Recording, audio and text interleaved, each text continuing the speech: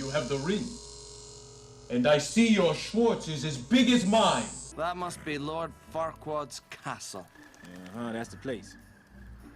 Do you think maybe he's compensating for something?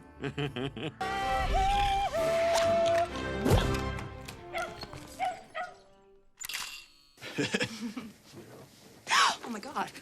Oh! Hey! What the hell?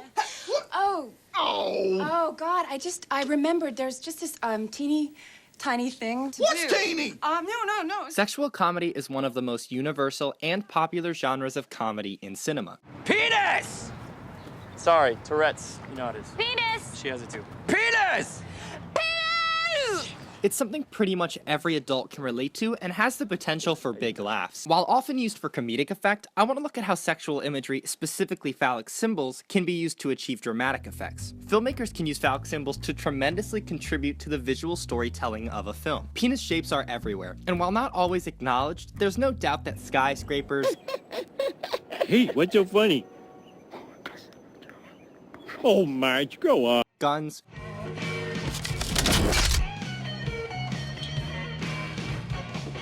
or even a pipe. So at a certain point, he brings out this pipe. And what pipe does he bring out? He brings out the Sherlock Holmes pipe. One, you can say it's a sexual thing because my pipe's bigger than yours. All right. And can be treated as phallic symbols. Psychologist Sigmund Freud is famous for theorizing that we notice these objects are phallic on a subconscious level. In a similar way of thinking, filmmakers use phallic symbols in place of actual sex to get a subconscious emotional reaction from the viewer. The simplest and most noticeable use of a phallic symbol is to imply sex. In film, sex is more often implied than actually shown, especially with strict censorship during the golden age of cinema that banned showing sex on screen. So instead of actual sex, we see sex represented in a phallic object. Take me to Pleasure Town. Oh, we're going there. Love is like candy. The object can be anything, from a bedpost in The Birth of a Nation, a train entering a tunnel in North by Northwest, a man pumping gas into a woman's car in Written on the Wind, or a gun in Bonnie and Clyde. Yeah. Through a phallic symbol, we see there's some kind of sexual relationship or desired sexual relationship between the two characters. Another common form of phallic symbol is to show masculinity. A gun is a powerful phallic symbol that indicates the masculinity of a character. A big gun means you're manly, and the heroes in classic action movies seem to always have ridiculously sized weapons, and if a girl has a big gun, we know she's reversing gender roles and taking on masculine qualities. Small guns, on the other hand, are a sign of weakness or vulnerability. That's what I'm talking about. Noisy crickets. Hey, Kay, no, come on, man. You get a Series 4 deatomizer, I get a little midget cricket. The gun size issue even gets addressed in the James Bond film Dr. No. As a spy, Bond has to conceal a small gun, but the film makes it clear that it's still manly. 5 mil with a delivery like a brick through a plate glass window.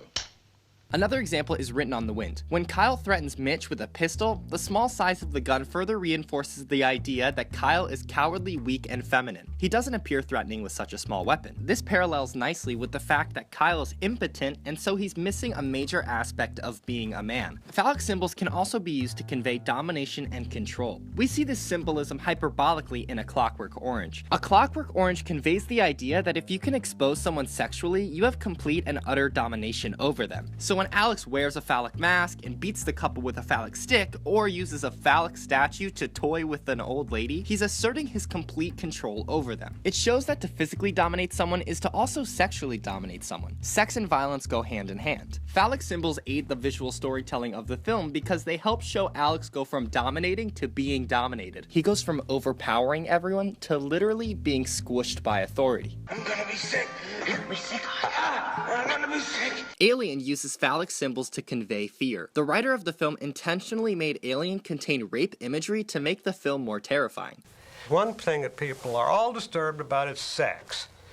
Everybody is always all in a knot about sex. I said, that's how I'm going to attack the audience. I'm going to attack them sexually. And I'm not going to go after the women in the audience. I'm going to attack the men. And I'm going to put in every image I can think of that I know will make the men in the audience cross their legs. Homosexual oral rape. Birth. The thing lays its eggs down your throat. The whole number. The parallels between the alien attacks and real-life rape make the alien attacks more horrific. Getting raped is a scary thing, and the writers use the horrors of rape to make the alien a scarier villain. The design of the alien is very phallic, and the set pieces look equally as phallic and vaginal. This design was done very intentionally by set designer H.R. Giger. Giger's work was sexual, and that's the most mild thing you could say about it. The opening of the alien ship looks like two giant vaginas on a 60-foot set. We built that set, it wasn't a miniature. Everyone was, oh my God. From the erect mouth inside alien to the facehugger laying eggs orally to the phallic chest buster, the whole alien is phallic. You're looking at this sort of gray penis, can I say that?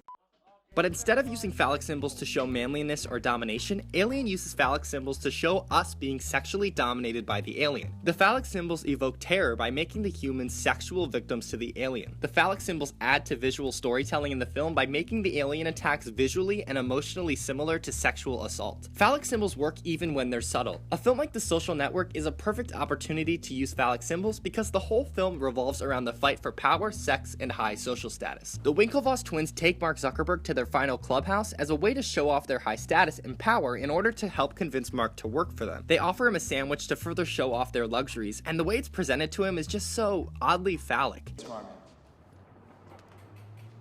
And then he holds it like this. And then after Mark questions their idea and internally thinks of a better one, he holds the sandwich like this. Request. Yeah, how is that different from MySpace or Friendster?